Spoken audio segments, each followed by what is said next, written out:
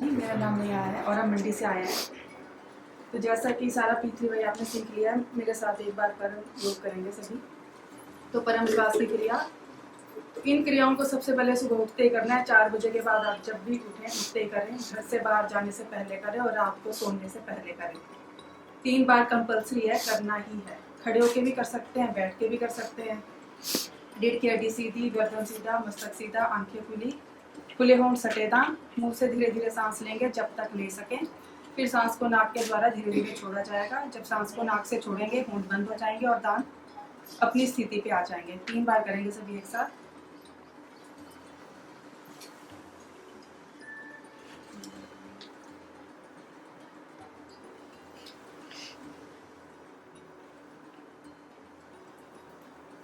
दूसरी क्रिया परमनाद।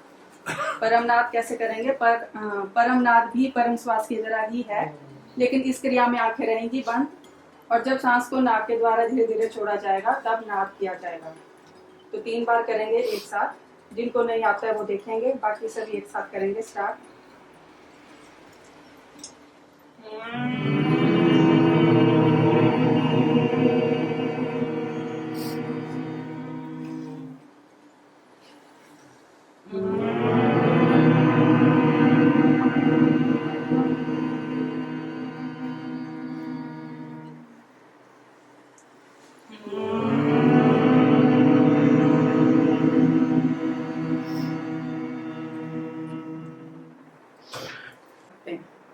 अब जो नए नए सीखे हैं, मान लीजिए घर से बाहर जा रहे हैं, नाद किया, हूं की 3 बार और चल दिए। मन आपका परम जी पे होना चाहिए। अब मन परम जी पे होना चाहिए, इसका क्या मतलब है? आप सुबह उठते ही जब आप क्रियाएं करें उससे पहले आप चित्र को अपने सामने रखें। यदि आपके पास बड़ा चित्र है, छोटा है, कोई भी चलेगा।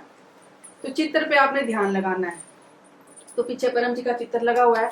अगर आपको देह अच्छी लगती है तो परम जी के माथे के यहाँ सेंटर प्लेस पे, जहाँ पे लेडीज टिंकली लगाती है, यहाँ पे ध्यान लगाया जाएगा। और दूसरी साइड है परम जी के चरण। तो परम जी के सीधे पैर के अंगूठे के नाखून में। तो परम जी का पूरा चित्र ही शक्ति से भरा हुआ है। ये 2 जगह जो है ये परम जी के द्वारा ही रखी गई हैं। तो आपने इन दोनों में से एक को चूज कर लेना है, ठीक है? और रोज आपने उस जगह पे ध्यान लगाना है। स्टार्टिंग में कुछ 1 सेकेंड, 2 सेकेंड, 5 सेकेंड। कहने का मतलब ये है कि जब आप क्रियाएं करें उससे पहले आप यहाँ पे ध्यान लगाएं। कुछ सेकंड्स के लिए यहाँ पे देखें जो जगह आपने चूज किया है, या तो माथे में या फिर चरण में। शक्ति का विकास होगा, बुद्धि का विकास होगा, उनका पहले से अधिक मन पढ़ाई में लगेगा, कंसंट्रेशन लेवल इंक्रीज होगा, डिस्ट्रैक्शन नहीं होगा। टीचर स्कूल में, क्लास में, कॉलेज पे जहाँ भी वो लेक्चर सुन रहे हैं वो उन्हें लंबे समय तक याद रहेगा। मान लीजिए एग्जामिनेशन हॉल में बैठे हैं, डर लग रहा है, घबराहट हो रही है, तो इन सब चीजों के लिए परम योग है। और मान लीजिए किसी को कोई मानसिक कष्ट है, डिप्रेशन है, नींद नहीं आती, गुस्से में रहते हैं, टेंशन है, हाइपर टेंशन है, किसी ने कुछ बोल दिया, रोने को मन कर रहा है, किसी चीज में मन नहीं लग रहा है, तो डिप्रेशन के भी कई टाइप्स हैं। तो इन्हीं क्रियाओं को करने से मानसिक शांति भी मिलती है। एक बार करने से नहीं होगा, रेगुलर करना होगा। जब आप रेगुलर करेंगे तो कुछ ही दिन में आपको रिजल्ट मिल जाएगा। इसमें भी सबके अलग अलग से अनुभव हैं। जिन्होंने रेगुलर में किया, कुछ एक को 1 वीक में भी रिजल्ट मिला है, लेकिन मैक्सिमम टाइम 3 मंथ्स लगता है। अब एक दिन किया, अगले दिन भूल गए, तो ऐसा नहीं करना है। इस चीज का खास ध्यान रखें कि रेगुलर में परम योग की क्रियाओं को करें। तो जब आपने सुबह उठते ही शरणं शरणं गच्छामि, अद्वैतम शरणं गच्छामि, आनंदम शरणं गच्छामि, चरणम शरणं गच्छामि। हे परम जी, मुझ पर कृपा करो। सिर झुकाकर परम जी को नमस्कार करती हूँ। आज मेरा मन पकड़ में 1 रुपया परम जी को दूंगी। इच्छा पूर्ण होते ही पकड़ में एक नए व्यक्ति को P3Y सिखाऊंगी। तो इस तरह से रोज ही किया जाएगा। और जो पढ़ने वाले बच्चे हैं समय तक याद रहे, ठीक है? तो इस तरह से किया जाएगा।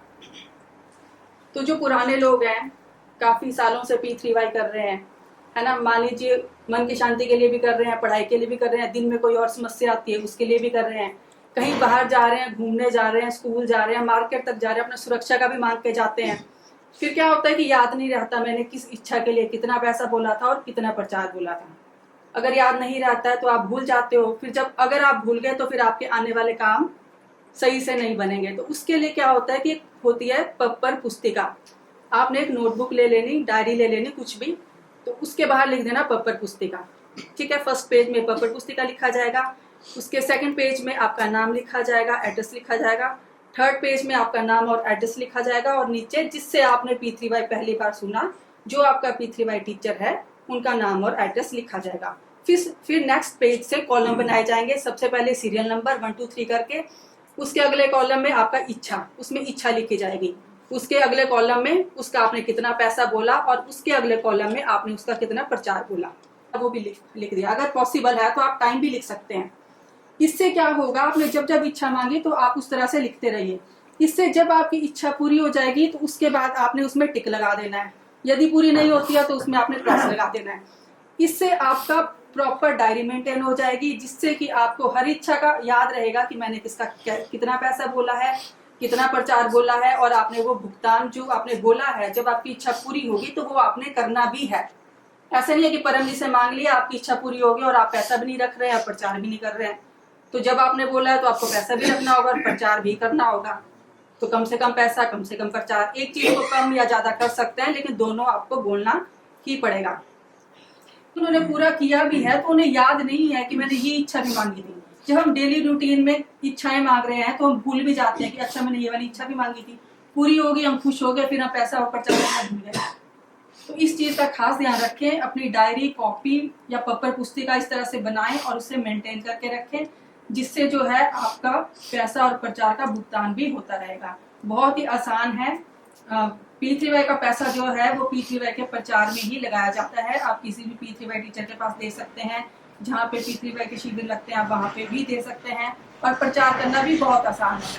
अपने घर में लोगों को इकट्ठा कर लो और किसी भी P3Y टीचर को बुला लो कि मैंने इस तरह से अपने घर में प्रोग्राम रखा है, उनसे पहले टाइम ले लो, तो ये भी आपका P3Y का प्रचार होगा। किसी को P3Y का पैम्फलेट ही दो, इसमें फोन नंबर, एड्रेस दे रखा है, आप वहाँ से सीख सकते हैं। जब तक आप खुद नहीं सीखे हैं तो आप दूसरों को कैसे सिखाएंगे। तो सिर्फ इतना, जो इच्छाएं आप रोज बोलते हैं, क्या उन्हें रोज लिखा जाएगा? मन की शांति रोज मांग रहे हैं, रोज लिखोगे।